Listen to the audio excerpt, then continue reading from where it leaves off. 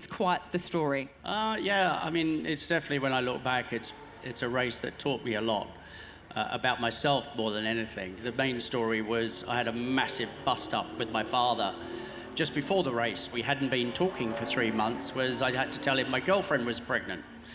And for him, that was like, no, you don't have family as a racing driver. So he could see I was doing quite well, and he thought, right, he's going to go to Europe. He's the one going to get to Formula One. And all of a sudden, I go, oh, I got a baby on tow. We didn't speak for 3 months, and then I was trying to bridge the gap after qualifying, and he had his sort of that stern look on his face. My mum was there, and he had a Formula One pass. And I said, oh, you better get me one of those for when I'm in Formula One. And I didn't know what to say to him because we weren't talking. So it just came out. And he just looked at me and said, the days of you ever going to Formula One are finished. And that was it. I fired right back at him. And I said, I'm not accepting that. And I told him to F off.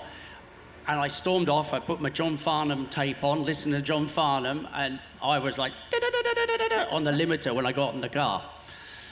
And I grabbed the mechanic and I said, you go down there and tell those guys in front of me I'm coming through, they better get out of the way, which I would never have done. Yeah. You know what I mean? You just don't.